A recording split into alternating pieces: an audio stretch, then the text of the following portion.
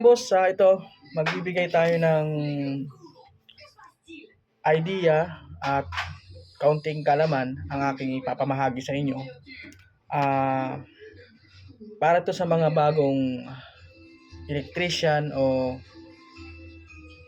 gumagawa ng mga nag-electrical. Itong dalawa kong electrical tape, ito yung nabili ko sa tindahan. Yan, nakabalot pa yan guys. Yan, Armac po yan nakabalot po yan. O yan, nakabalot yan Ang bili ko nito, 25 pesos sa tindahan. So ito yung aking electrical tape na luma.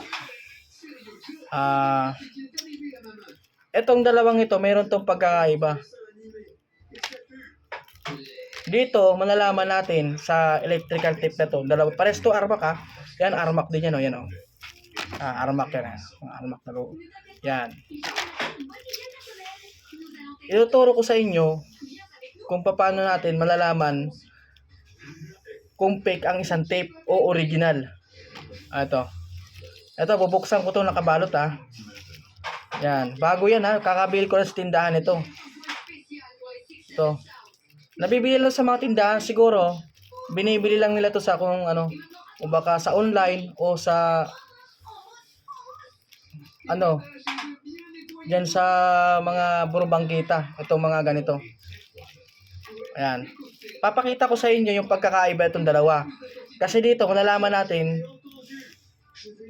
alin dito yung peke. Ayan. Bubuksan natin yung nakabalot binuksan na. Yan.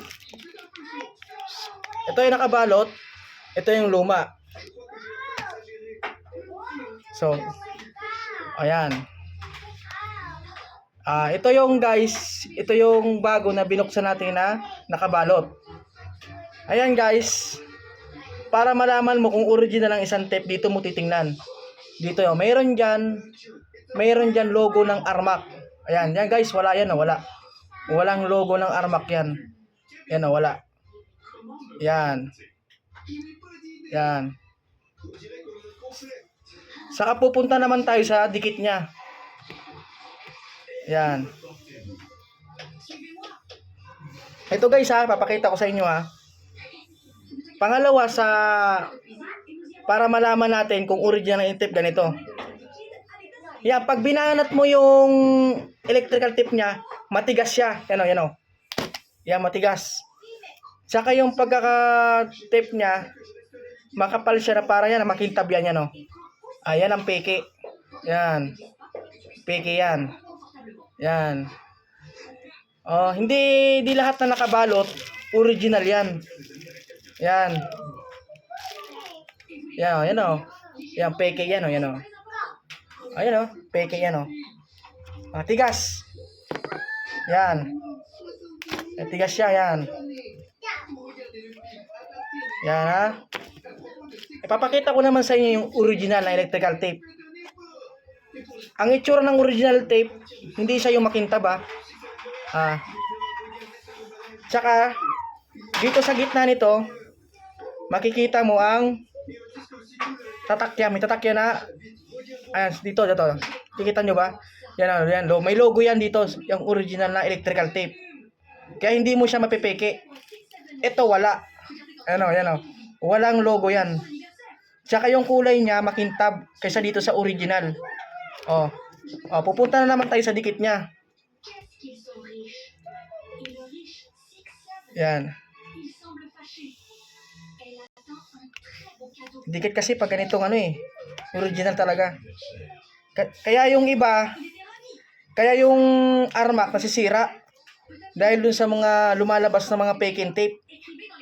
Yan. Pero ang tape, the best yan. Ginagamit yan sa lahat. Motor, sa pangbahay yan. Ito talagang ginagamit. Sobrang dikit Kailangan. Hindi matanggal. Ayan ito. Yan. Yan. Nga, pag binalat mo siya, yan, pakikot lang siya mabilis siyang putulin. Yan.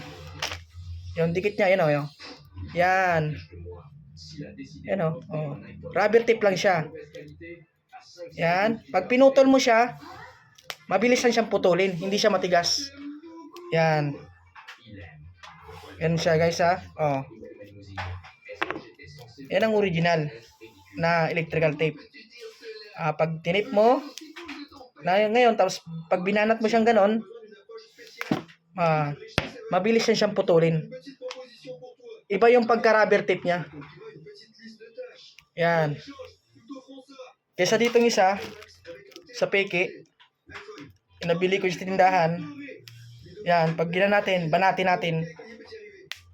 Yan, iba yung pagka-plastic niya eh. Iba yung parang tape pagka-rubber niya.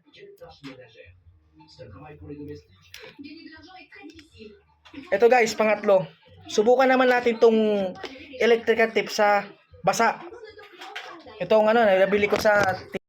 So to guys, ito yung pangatlo. Pangatlo sa... para malaman natin kung fake ang isang tape. Ito yung bili ko sa... sa tindahan. Ngayon, babasahin natin siya. Susubukan natin kung didikit siya. Babasahin ko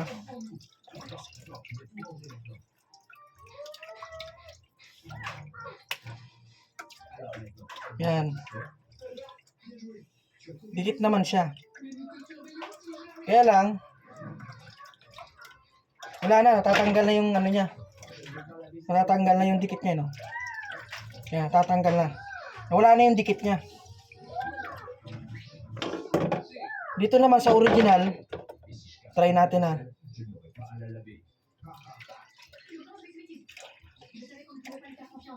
Yan.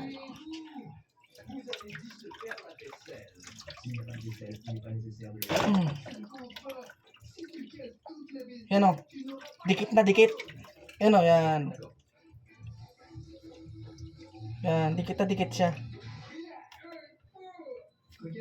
Yan. Yan.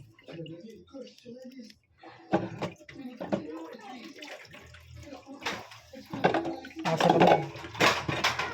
Kesa dito, sa peke.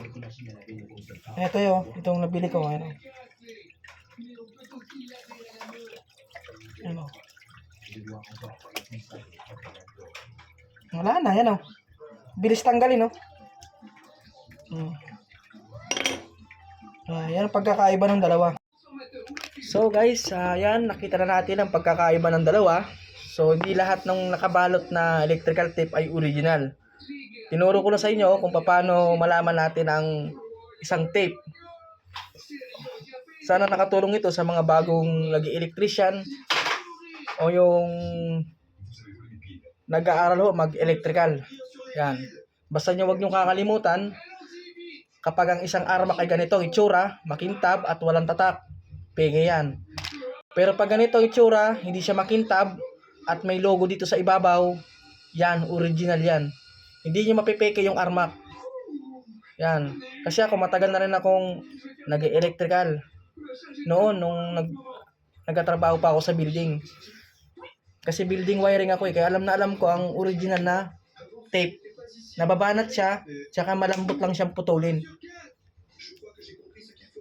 Kasi ang original nito, pag nirubber mo siya, dinikit mo siya sa, halimbawa wire, binanat mo, tapos hinigpitan mo pa, lalong mas matindi ang kapit ito. Hindi talaga natatanggal tong armak. Kaya ito talagang ginagamit sa mga building. Yan. Okay guys, maraming salamat po